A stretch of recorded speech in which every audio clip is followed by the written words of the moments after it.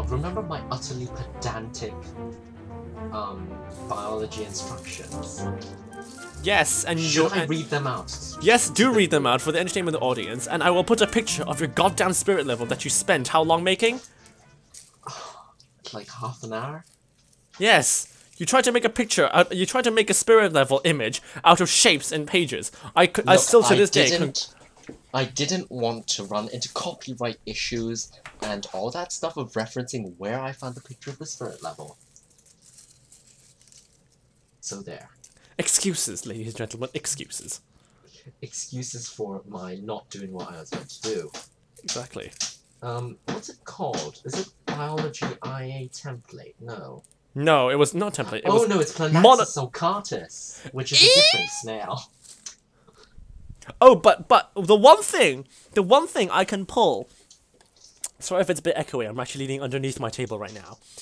But the one thing I could draw from that entire IA is the fact that my shore measuring technique, my shore profile measuring technique was fucking amazing. Oh, okay, I've got the method here. Go on. So you've got the standard stuff. Underneath method, the subtitle method, I have put down a list of equipment, one identification sheet, brackets, quote, the Virtual School of Biodiversity, close quote, of the Department of Ecology and Biodiversity of the University of Hong Kong, close bracket.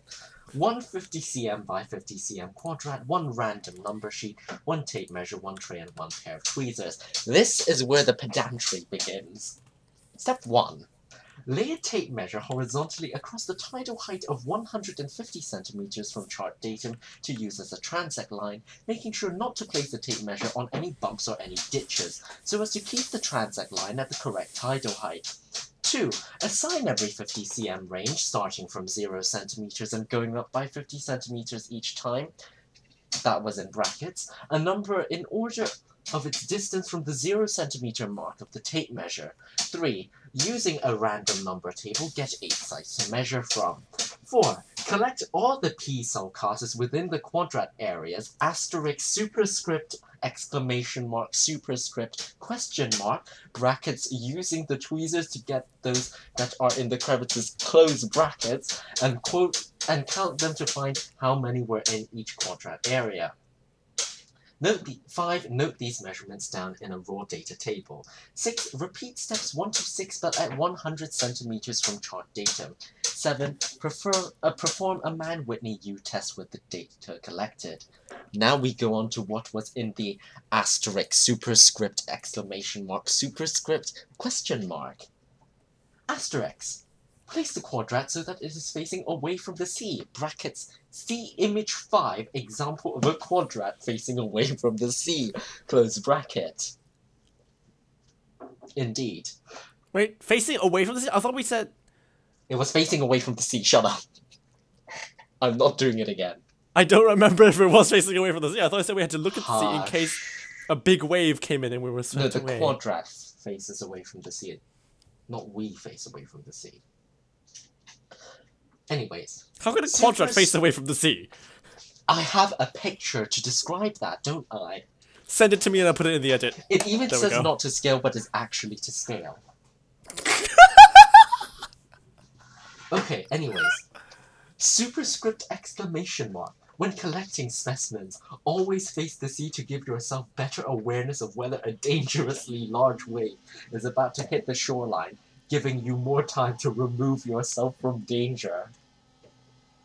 Danger zone! Superscript, question mark. Always use the identification sheet as published by the blah blah blah University of Hong Kong to make sure the samples you are collecting are P. sulcatus and not another species. And then it says the Mann-Whitney U test is used to show how much overlap there is between different populations. You thought it was over? No, it isn't. Note. If a rock can be lifted with one hand, lift it to check for specimens of P. sulcatus. If it cannot be lifted with one hand only, do not lift it to check for specimens of P. sulcatus. And then you have image 5. Oh god, there's image 6 method for finding tidal height with the spirit level. Which again says not to scale, but is actually to scale. I don't know how you could be so pedantic with your work here when we don't literally give a shit about anything else. Because I thought I've been doing not very well, so let's go full out on this. And what mark did you get? I think I actually got okay for this.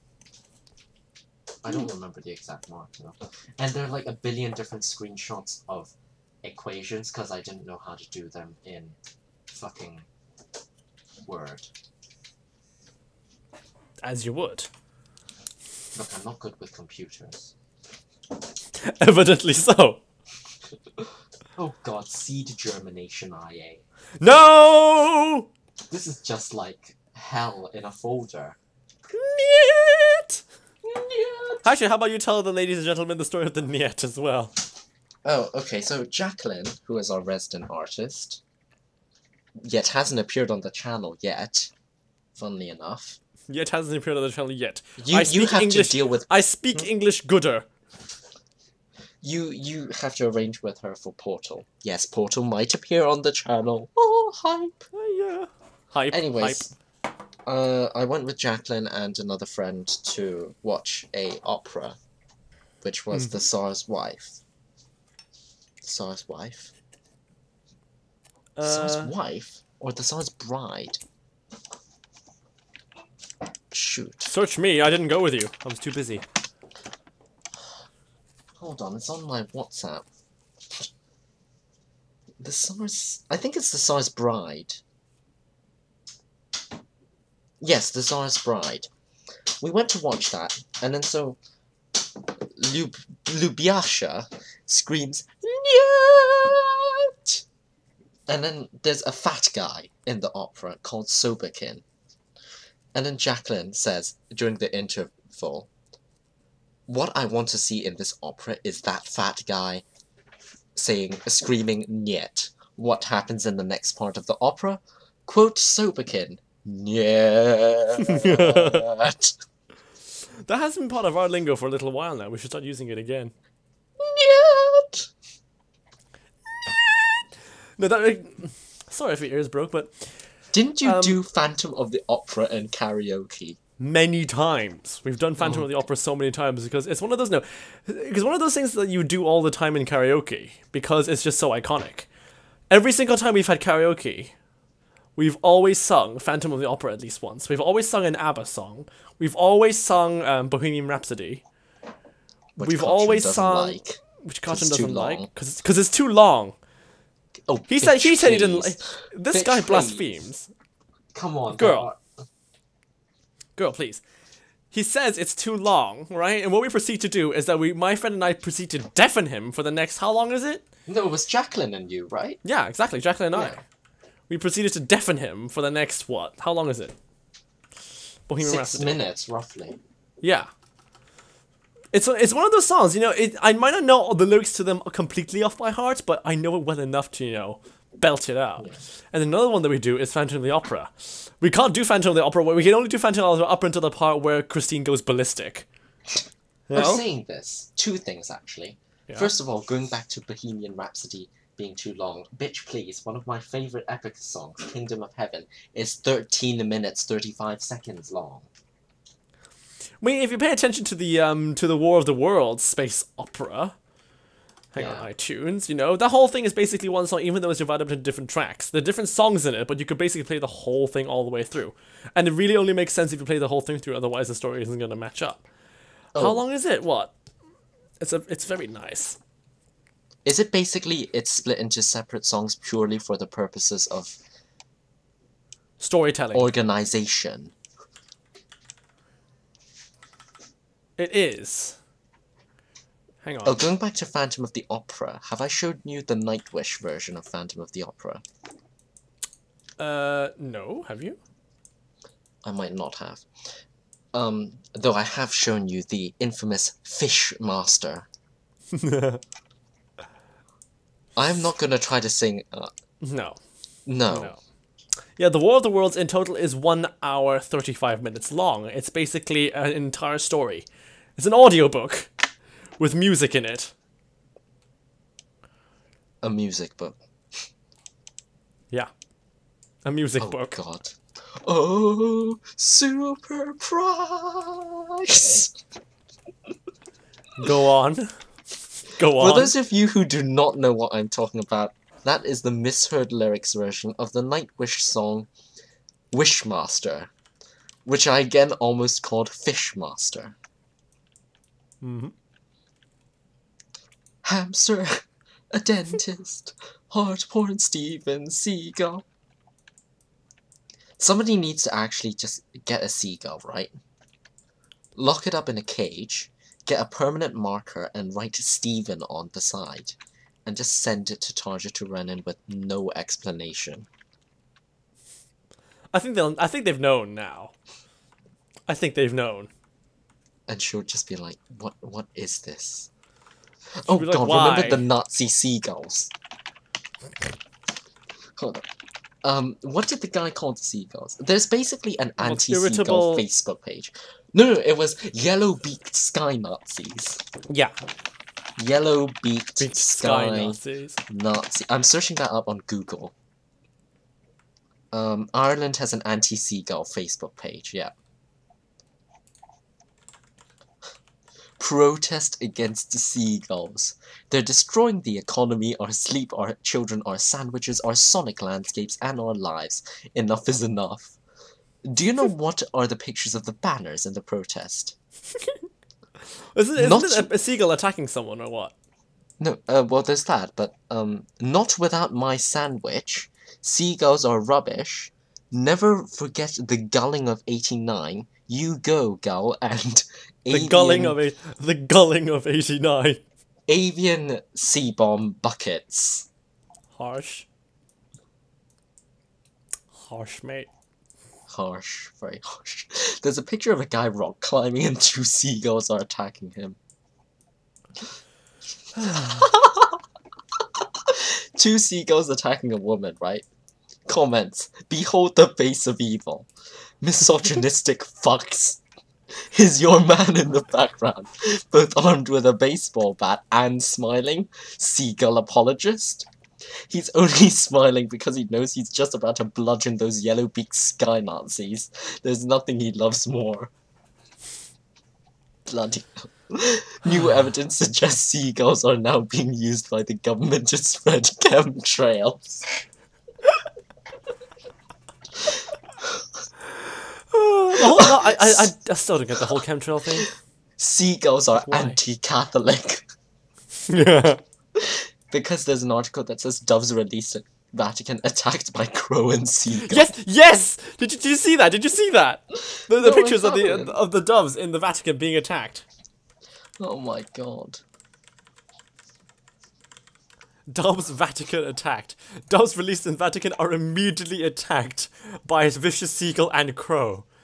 Pope Francis is joined by 2 children who released doves during the Angelus prayer in St. Peter's Square. A seagull attacks a dove by releasing a child from the papal window during Francis' prayer. 2 white doves are sent fluttering into the air as a peace gesture by Italian children. And a dove which was freed by children flanked by Pope Francis is chased by a black crow. What? This picture is priceless. Hold on, send it over. I'm sending it over. It's on Skype. You might hear a bloop. There we go. Oh, it's on Daily Mail.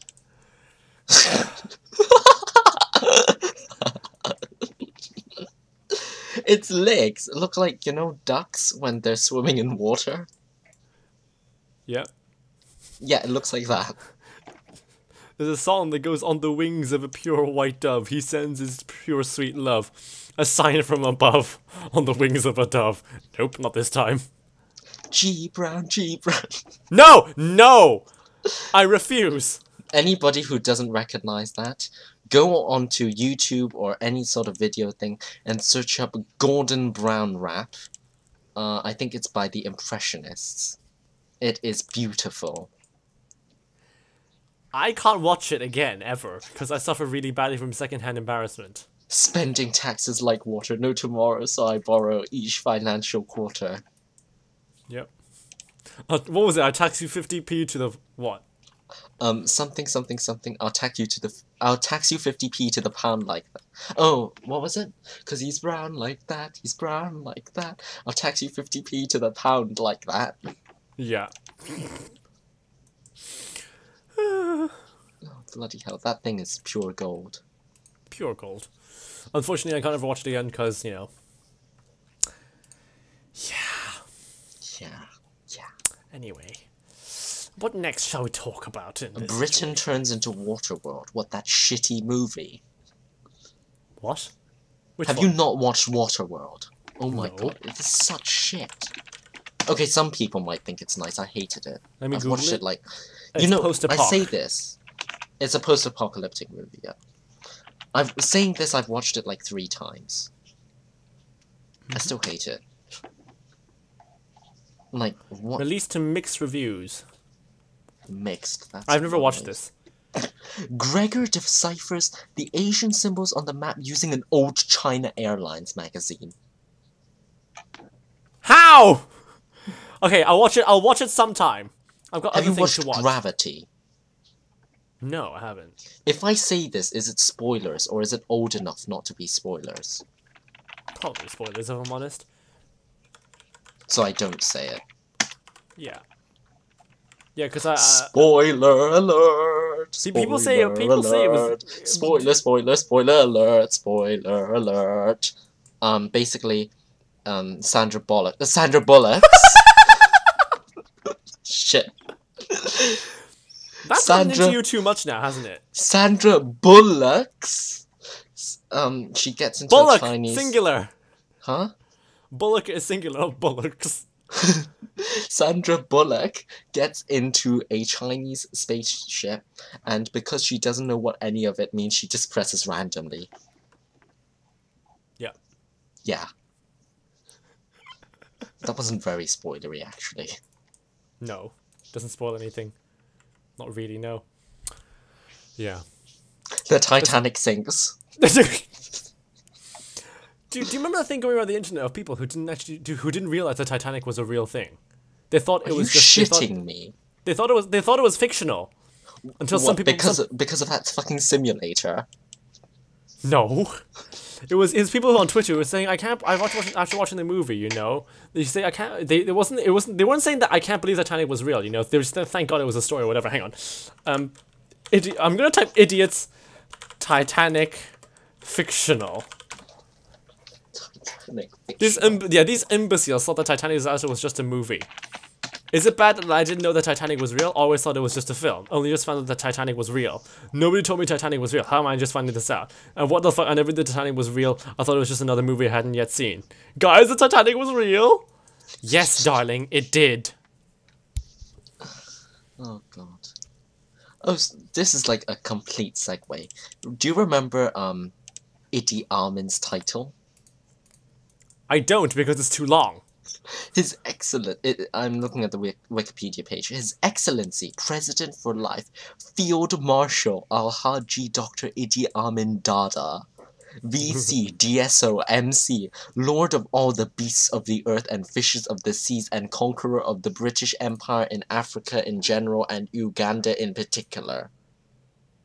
He also claimed to be the uncrowned King of Scotland. Indeed. His doctorate of law he gave to himself. Well, that's one way of doing it, I suppose. Oh, God. Shoot. What's it called? The Importance of Being Earnest. Remember that? We had to study it, remember? What was it again? A handbag? Yeah. Anyways, the point is, in English, we were not in the same classes, because Tedrick does higher Lit, and I do standard. It's weird how that was so iconic, and yet we suddenly both blanked on it. Anyways, the point is that, sometimes we had to read in class, right? Actually, you might not know this. I might not actually. I know you guys had to read in class, but but go on. Basically, every time my teacher would make me read out the parts of Lady Bracknell. Yes. Because apparently I'm a good Lady Bracknell, and then, Michael was Gwendolyn.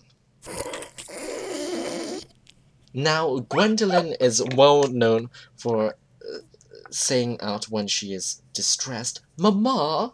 She is not Oh, known yeah, I for remember saying. this. She is not known for suddenly screaming, "Mama," as Michael was fond of. Do you know what my English teacher called Michael and I? What? Bert and Ernie, because I kept roasting him. Give me a second, I need to blow my nose again. Excuse me. Oh god, Bert strips. Bert strips. Actually, shall we have a look at some Bert strips? Yes. No!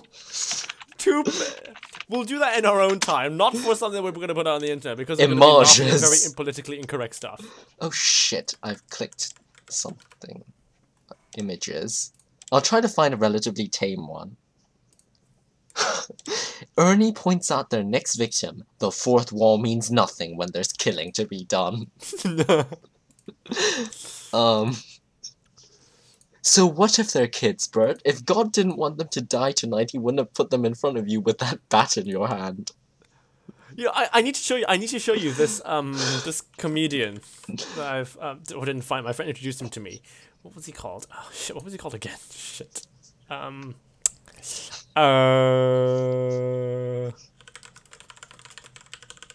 just type in live at the Apollo. Who was it? Who was it? Who was it? You keep on talking about something else. I need to find this person. Ernie enjoys finding new ways to trigger Bert's Vietnam flashbacks. Oh, for God's sakes. Oh my god. Oh dear. Oh my goodness, this is ridiculous. They all are they're Bert strips. Yeah. Bert and Ernie partake in their new favorite pastime of doing coke on famous landmarks. God.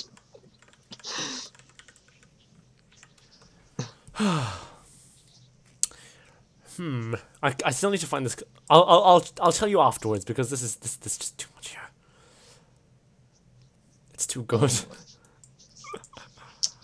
But anyway. Yeah, we're not gonna go to Bert strips. That's a bit dark. It gets. I mean, I like dark humor, but yeah. This might be a bit much for the internet. Well, although after years of snorting cocaine, Bert's nose finally falls off.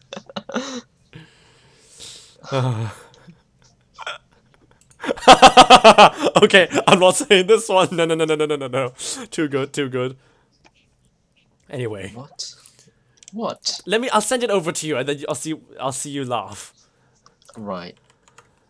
Ladies and gentlemen, we're not going to show you this one because this is too on PC.